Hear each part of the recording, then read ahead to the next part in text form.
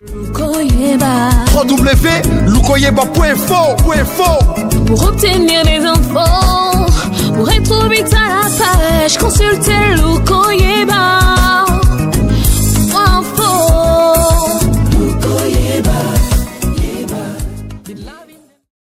En ce jour mémorable du 30 juin 1960 que nous célébrons aujourd'hui, notre pays recouvrait sa souveraineté internationale au terme d'une lutte héroïque, glorieuse et acharnée. Notre peuple se prenait alors à rêver d'un Congo fort, puissant, d'un pays gouverné et offrant à tous des conditions de vie décentes, une vie juste et une répartition équitable des richesses nationales, d'une nation en paix avec elle-même et avec ses voisins. Que de joie et d'émotion en ce jour du 30 juin qui préfigure mal les lendemains désenchantés et dramatiques qu'allait vivre pendant 57 ans le jeune État fraîchement accédé à la souveraineté nationale. L'histoire de libération de notre pays a vu se succéder des phases de confiance et des moments de doute, d'angoisse et d'inquiétude. C'est tout un chemin qui a été incertain, parfois douloureux et souvent exaltant. Le 30 juin 1960, il y a 57 ans donc, entraîné par le tourbillon du droit des peuples à disposer d'eux-mêmes, qui déferle sur le continent africain, sonnant ainsi le glas du colonialisme, notre pays brise les chaînes de la servitude et entre de plein pied dans le concert des nations libres et souveraines. Le 30 juin 2017 est donc pour le peuple congolais l'occasion de rendre un hommage plus que mérité aux pionniers de l'indépendance, ces dignes fils de notre pays qui se sont distingués dans la conquête de l'indépendance nationale. Et donc, dans cette circonstance historique, comment ne pas rappeler la profession de foi de nos pères de l'indépendance qui a été de bâtir, comme cela est immortalisé dans notre hymne national, dans la paix et la liberté, un Congo plus beau qu'avant, riche et prospère dans le concert des nations libres. Mes chers compatriotes, situés au cœur de l'Afrique, aussi immense qu'un sous-continent, notre pays est devenu maître de son destin en 1960, tout en disposant d'un potentiel impressionnant en ressources naturelles, d'un somptueux système fluvial avec ses distances infranchissables, ou encore d'une population jeune et multi-ethnique. Avec autant d'atouts à son actif, le Congo méritait à juste titre d'être considéré comme l'un des vecteurs du décollage économique de tout le continent africain. Malheureusement, la République démocratique du Congo est menacée dans ses fondements. Le peuple congolais, écrasé par la violence politique, militaire et économique, se meurt. S'il en était besoin, les agences spécialisées des Nations Unies et plusieurs organisations non gouvernementales réputées ont documenté la gravité de la situation. Elles ont mis en valeur la recrudescence de la violence grave et des droits de l'homme commises par des groupes armés et pire, par des éléments des forces armées de la République démocratique du Congo, de l'Agence nationale de renseignement et de la garde républicaine et de la police nationale. Tout ceci a mis en lumière les exactions envers la population, caractérisées par des violences sexuelles, le recrutement d'enfants soldats et les déplacements forcés de civils. Mes chers compatriotes, malgré les richesses du Congo, le budget de l'État demeure dramatiquement faible pour un pays aussi vaste et aussi peuplé que le nôtre. La profonde crise de gouvernance et de légitimité des dirigeants actuels fait peser de lourdes incertitudes sur la sécurité et l'économie, poussant les investisseurs nationaux et étrangers à l'attentisme. Les conditions de vie de nos concitoyens, déjà difficiles, se dégradent de façon inquiétante alors que notre monnaie nationale ne cesse de perdre sa valeur et que les prix des denrées alimentaires de base et des transports n'en finissent plus d'augmenter. Notre pays a amorcé un véritable passage à vide, ponctué par une dérive dictatoriale, autocratique, arbitraire, tyrannique, kleptocratique, emmenée par Joseph Kabila, au pouvoir depuis 16 ans, qui a érigé le pillage et la confiscation de la richesse nationale au profit de son clan, la prédation et les antivaleurs en système de gouvernement, avec comme conséquence l'aggravation de la pauvreté et de la misère. Les Congolais ont par conséquent perdu leur dignité et le Congo sa crédibilité dans le concert des nations, au point d'être ravalé au rang de république bananière. C'est en raison d'une mauvaise gouvernance et de l'échec de nos dirigeants successifs que la situation actuelle vit encore ce dernier soubresaut. La non-tenue des élections en 2016, comme le prévoyait pourtant notre Constitution, a provoqué une crise politique aiguë.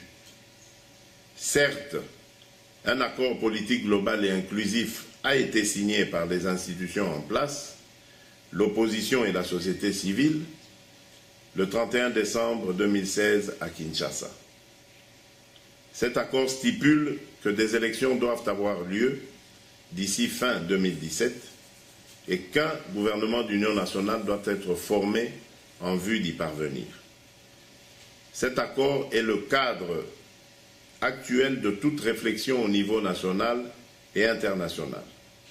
Il a vu le jour grâce aux efforts déployés par les médiateurs de la Conférence épiscopale nationale et certains acteurs de la politique internationale.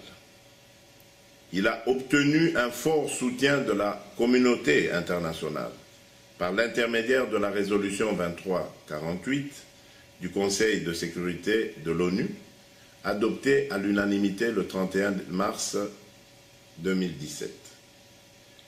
L'accord dit de la Saint-Sylvestre a permis d'éviter un désastre, une flambée de violence.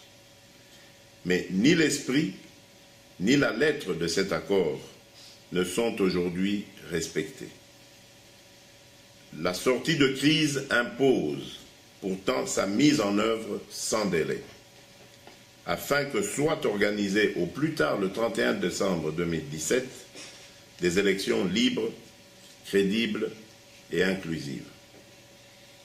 Mes chers compatriotes, il est temps que chacun d'entre nous, quelles que soient nos responsabilités, nos fonctions, parviennent à dépasser les questions d'ego, de considérations tribales, d'ambition personnelle et de querelles politiciennes pour placer l'intérêt supérieur de la nation au-dessus de tout.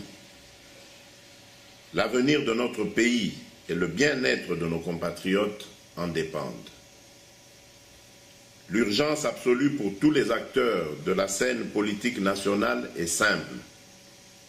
Créer les conditions nécessaires pour que le processus électoral soit juste, crédible, transparent et pacifique. Celui-ci doit s'accompagner d'une campagne électorale libre et sécurisée, ce qui signifie que doivent être assurées les libertés d'expression et d'opinion, y compris pour les médias. Je m'indigne de constater qu'à l'approche de l'échéance pour l'élection d'un nouveau ou d'une nouvelle chef d'État en République démocratique du Congo, qui doit succéder à Joseph Kabila, notre pays soit, en dépit de la tenue des élections de 2006 et de 2011, sous un régime politico-militaire de triste mémoire qui génère la violence et la terreur. Je me fais le devoir de dénoncer et de condamner ici la situation dramatique que traverse la République démocratique du Congo par la seule volonté d'un individu, Joseph Kabila, qui a bloqué l'organisation des élections afin de se maintenir au pouvoir par la force. J'exprime également ma vive indignation devant la dégradation sans cesse croissante du contexte général qui est lourdement marqué par des actes de barbarie, notamment dans le Kasaï et à Béni, l'accentuation de la répression, l'aggravation des conditions de vie de nos populations. Je me joins à la prise de position des évêques catholiques sur l'impérieuse nécessité de la mise en œuvre de l'accord politique et global du 31 décembre 2016, dit accord de la Saint-Sylvestre, expression commune des parties prenantes, puisque l'unique feuille de route à même de sortir notre pays de l'impasse dans laquelle Joseph Kabila l'a expressément plongé.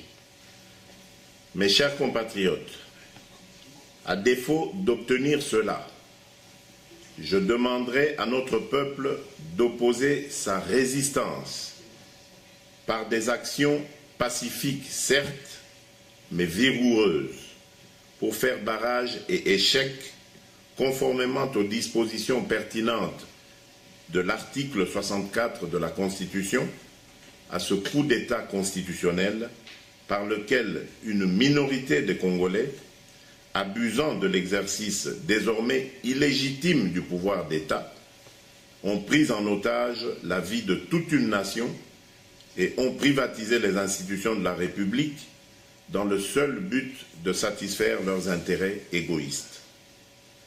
Je lance en ce jour mémorable un appel, l'appel du 30 juin, à tous les acteurs de la scène politique nationale, du gouvernement comme de l'opposition, à qui il revient d'envoyer un signal fort, de promouvoir des messages clairs et cohérents, tant à l'intérieur qu'à l'extérieur de notre pays, à propos du processus électoral.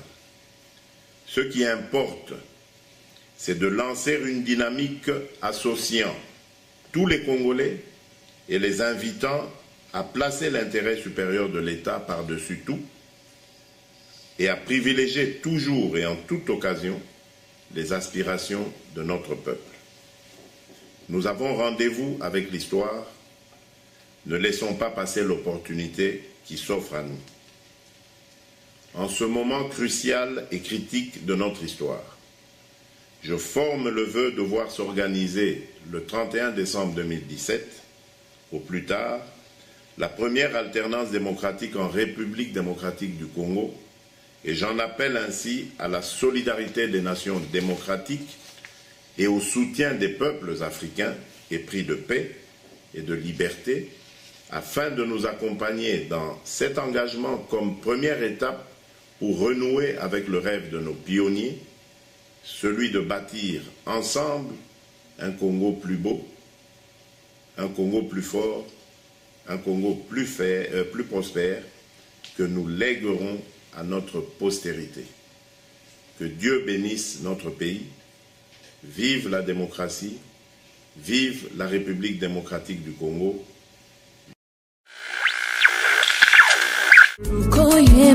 www.lukoyeba.info Pour obtenir des infos, pour être vite à la page, consultez